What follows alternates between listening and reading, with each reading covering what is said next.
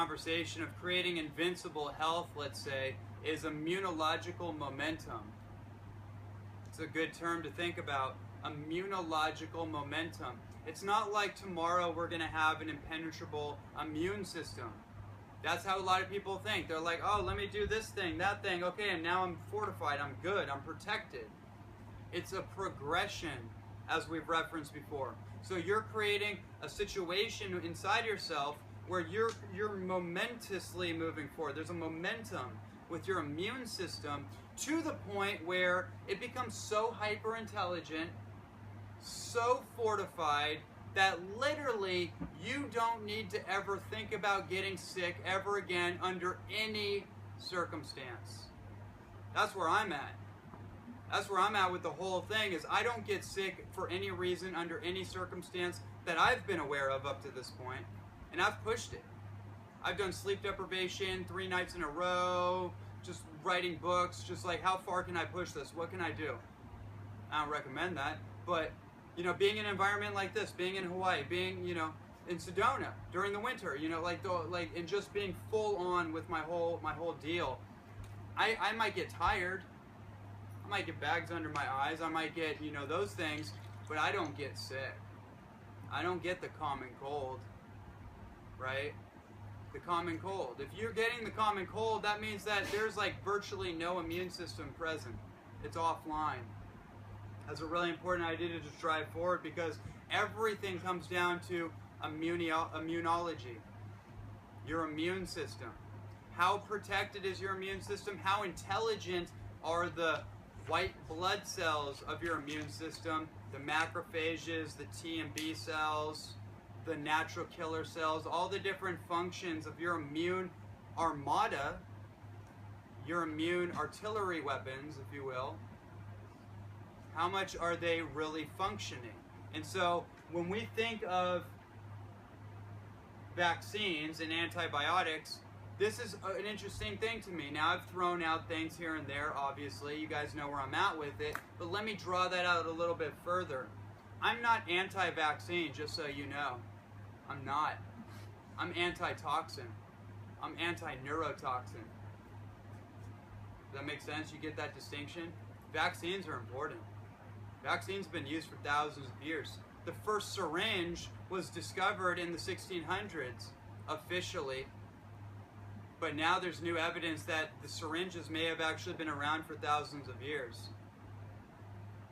Right? And so this vaccine idea is nothing new. It's actually been around for a long time. It's not new, you know, idea. It's just a way for certain industries to take ownership over certain advancements in health. Like sterilization, for example.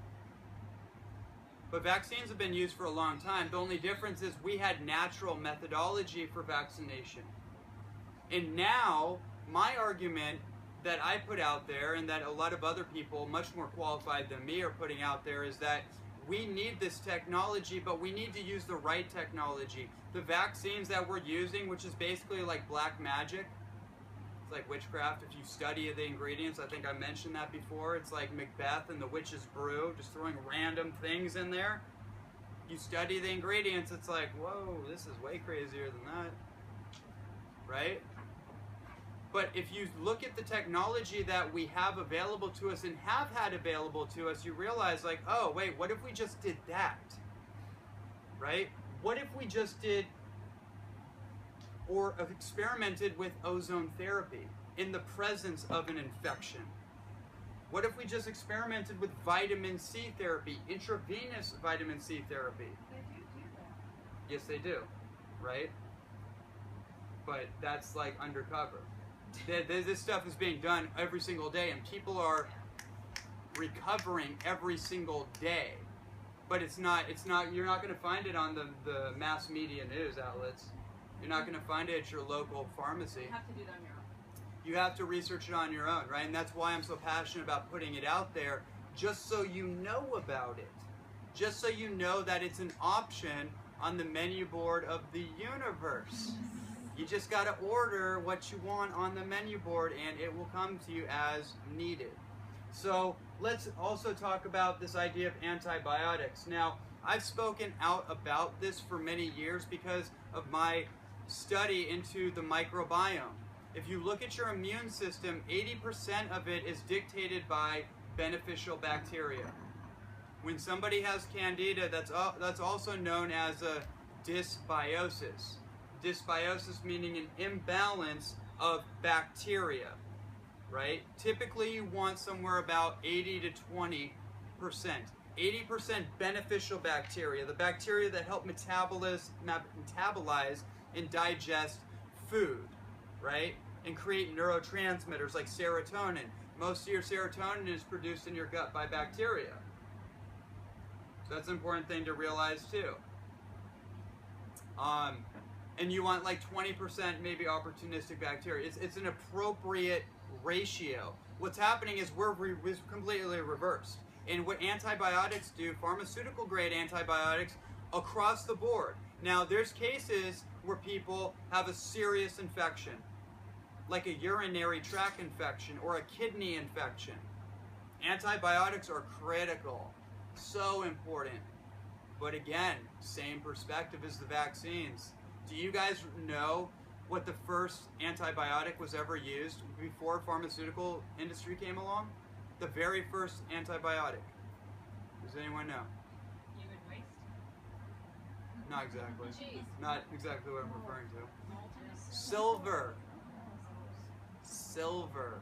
Colloidal silver, specifically. World War I, we didn't have antibiotics the way we know of them yet. So they used colloidal silver. And it knocks out things just like on contact, clears up infections, saves people's lives. So what happened though,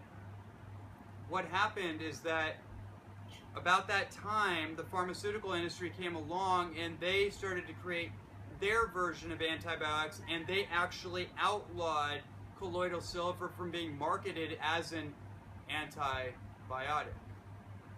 They were no longer to market it that way. They said that it could only be marketed as a mineral supplement. Interesting, right? So what we're doing is we're returning to old wisdom, right? Ancient, old, brand new, or ancient, new, brand old, whatever. A little phrase there, right? Folk technology, returning to what's natural and normal and what actually has a track record. I wouldn't be speaking the way I do about this stuff if it just had a reasonable track record. If you could show me evidence that this stuff actually works and doesn't wipe out your entire biome, your bacterial environment, your garden, which we know that all conventional antibiotics do. They may save someone's life, and I'll give it respect on that count, but it also wipes out your entire bacterial load and causes immunological collapses 100% of the time. That's shown, right? So what I'm advising is that in a situation like this, we start to understand that vaccines and antibiotics are valid and have their role, but we just need to reverse the application, the tools that we're using. Medicinal mushrooms. Medicinal mushrooms, immunologically, in my opinion, are the most advanced form of immune system nutrition. Your white blood cells have specific receptors that only fit in the certain polysaccharides that come from medicinal mushrooms, like reishi mushroom, chaga mushroom, Trametes versicolor. These very, very studied mushrooms that have been used in adjuncts for chemotherapy, cancer recovery, so on and so forth. They also happen to be natural antibiotics. If you